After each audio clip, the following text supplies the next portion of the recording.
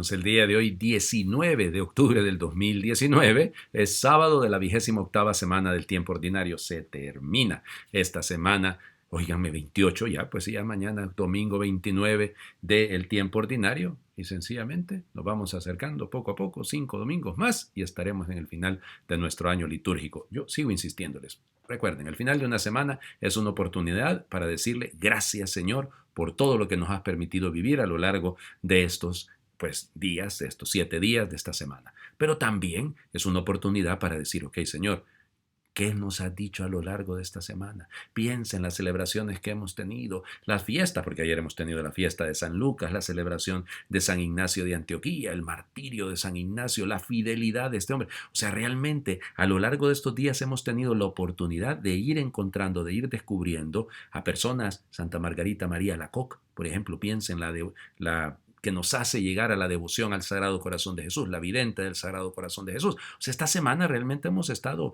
llenos de tanta bendición y de tanta gracia que no podemos dejar de agradecer. Hoy no tenemos memoria obligatoria, pero hoy voy a hablarles de San Pablo de la Cruz. Fíjense ustedes, nacido en Ovada, en la provincia de Génova, en Italia, en enero de 1697. Fíjense ustedes, él era de una familia un poco acomodada, su papá era comerciante y bueno, tuvo una vida muy particular. A mí me llama siempre la atención y me gusta siempre recordar que él consideraba que el momento de su conversión fue después de escuchar el sermón de su párroco. Yo digo bueno, eso es buena señal porque significa que nosotros, párrocos, tenemos una responsabilidad muy grande de ayudar a nuestros fieles a llegar a la conversión. O sea, hay que preparar bien las homilías, piensen ustedes. Y bueno, parece ser que se le apareció la Virgen, ella fue la que le reveló el hábito de la congregación que ella quería que él fundase y junto con su hermano pues dan camino a esto, se vuelve eremita, siempre acompañado por el auxilio de su obispo. Y él lo que quería, fíjense, originalmente los pasionistas, porque así les conocemos, ¿no? Se llamaban los pobres de Dios, ese era el nombre, porque como una especie al estilo de San Francisco de Asís, él lo que quería era volver a la pobreza, y volver a la pobreza consagrada a la pasión, a la muerte y resurrección de nuestro Señor.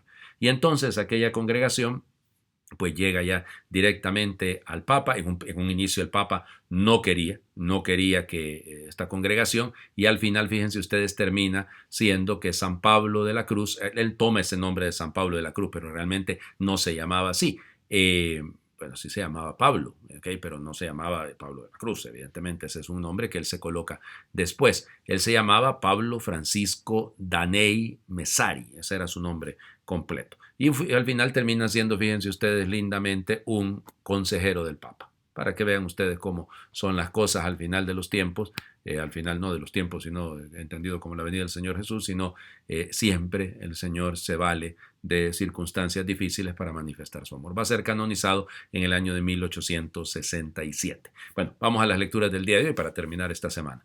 La primera lectura, siempre estamos en la carta a los Romanos, capítulo 4 en este caso. Hermanos, la promesa que Dios hizo a Abraham y a sus descendientes de que ellos heredarían el mundo no dependía de la observancia de la ley, sino de la justificación obtenida mediante la fe. En esta forma, por medio de la fe, que es gratuita, queda asegurada la promesa para todos sus descendientes, no solo para aquellos que cumplen la ley, sino también para todos los que tienen la fe de Abraham. Entonces, Él es el Padre de todos nosotros, como dice la Escritura, te he constituido Padre de todos los pueblos. Así pues, Abraham es nuestro Padre delante de aquel Dios en quien creyó y que da la vida a los muertos y llama a la existencia a las cosas que todavía no existen. Él, esperando contra toda esperanza, creyó que habría de ser padre de muchos pueblos conforme a lo que Dios le había prometido. Así de numerosa será tu descendencia. Recuerden que pareciera como que la carta a los romanos tiene en un primer momento como destinatarios a los judíos que no se quieren convertir al cristianismo y que critican a aquellos que sí lo han hecho. Entonces, por eso, ayer, lo que pasa es que ayer, como era día de San Lucas, fiesta de San Lucas, pues hemos leído la segunda carta de Timoteo. Pero si hubiéramos seguido leyendo el capítulo 3 de la carta a los romanos, que era lo que correspondía, pues hubiéramos escuchado ya la reflexión de Pablo sobre la figura de Abraham, que es el padre en la fe y que cree en este Dios que le promete una gran descendencia. Sí, de acuerdo, pero esa gran descendencia no únicamente hace referencia al pueblo judío, sino a aquellos que tengan la fe de Abraham, dice. Fíjense, es interesante esto, ¿no? Y vuelve una vez más Pablo sobre la justificación por la fe. Nosotros creemos eso, claro que somos salvados por la fe, pero no solo por la fe, que ese es el problema del mundo protestante. En ninguna parte aparece ese adverbio de cantidad, sola fide, solo la fe salva. No, señor, la fe salva, la fe justifica, claro que sí, pero la fe como Abraham, puestos en camino, que hacemos lo que Él nos manda. No es una fe sentimentaloide, no es una fe sencillamente confesional, pero que no desemboca en una acción, en una actitud de vida. El Evangelio, estamos en el capítulo 12 del Evangelio de Lucas. Es un texto precioso realmente. En aquel tiempo Jesús dijo a sus discípulos: yo les aseguro que todo aquel que me reconozca abiertamente ante los hombres, lo reconocerá abiertamente el Hijo del Hombre ante los ángeles de Dios. Pero aquel que me niegue ante los hombres, yo lo negaré ante los ángeles de Dios. A todo aquel que diga una palabra contra el Hijo del Hombre se le perdonará, pero aquel que blasfeme contra el Espíritu Santo no se le perdonará. Cuando lo lleven a las sinagogas y ante los jueces y autoridades, no se preocupen de cómo se van a defender o qué van a decir, porque el Espíritu Santo les enseñará en aquel momento lo que convenga decir. Qué difícil es esto, ¿no? Piensen, o sea, vamos por partes.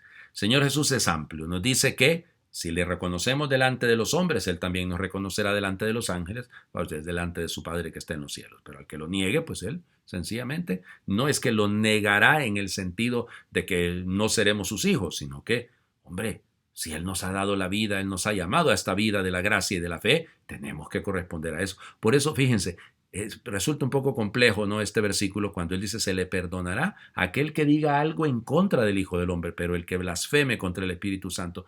¿Qué es esto de la blasfemia contra el Espíritu Santo? ¿Cuántas veces no lo hemos meditado? La blasfemia contra el Espíritu Santo significa la negación de la acción de la gracia en su vida. Cuando usted va contra la gracia de Dios voluntariamente, conscientemente, pues está blasfemando contra el Espíritu Santo. De eso se trata. Y por eso hay que tener mucho cuidado. Ahora, luego que los últimos versículos son sumamente delicados, ¿no? Es que nos juzgan y hay tantas situaciones difíciles, complejas en las que vamos viviendo, porque sí, no es necesario que nos lleven delante de tribunales o delante de jueces, aunque ocurre, ¿no? Y ha ocurrido. Ya, recuerden que hay más mártires en estos apenas 19 años que llevamos del siglo XXI, en promedio, de los que hubo en el siglo XX, y en el siglo XX hubo más mártires que todos los 19 siglos anteriores juntos. O sea que para que vean ustedes la importancia de esto. Pero es que, por ejemplo, en las redes sociales, ¿no?, todo lo que se dice en contra del Papa, de los obispos, de los sacerdotes, del que cree, del que tiene fe en Jesucristo, tanta cosa, tanta dificultad. Bueno, dejémonos conducir por el Espíritu Santo, que sea Él el que nos conduzca, no nuestras palabras. Quiero terminar haciendo una oración muy linda, que, como estoy hablando de San Pablo de la Cruz y estoy hablando de la pasión, de los pasionistas, me ha parecido conveniente hablar precisamente de eso, del momento de la pasión. Pero fíjense, escúchenla y acompáñenme, porque vale la pena. Hay, Señor, en tu adorable pasión una palabra que sin vibrar en mis oídos llega a lo más profundo de mis entrañas, que me conmueve, admira y enternece y habla como ninguna. No es la palabra de los discípulos que te niegan, ni la de los jueces que te escarnecen, ni la de los sayones que te insultan, ni la de la plebe que te blasfema, ni siquiera la de las piadosas mujeres que te compadecen. Es la palabra que tú no has pronunciado, la de tu silencio, severo, grave, solemne. No he interrumpido ni para quejarte, disculparte, justificarte, ni menos para recriminar, volver por tu honra y la de los tuyos, vindicar tu vida, hundir en los abismos de la nada a tus acusadores. Silencio largo, adorable, misterio de la pasión de Cristo. Cuánto confundes mi afán de justificarme, disculparme, razonar, volver por los fueros de mi orgullo, egoísmo y amor propio. ¿Cuándo, Señor, cuándo aprenderé tu silencio? ¿Y cuándo sabré que tú y solo tú eres el que justificas y condenas y que el juicio y estima de los hombres nada valen si tú no los sancionas? ¿Cuándo, Jesús mío, aprenderé a callar, a hablar poco con los hombres y a hablar mucho contigo? ¿Cuándo imitaré tu silencio humilde, paciente, adorable? Jesús callaba. Oh Jesús callado, dame la santa virtud de tu silencio. Amén. Que Dios le bendiga.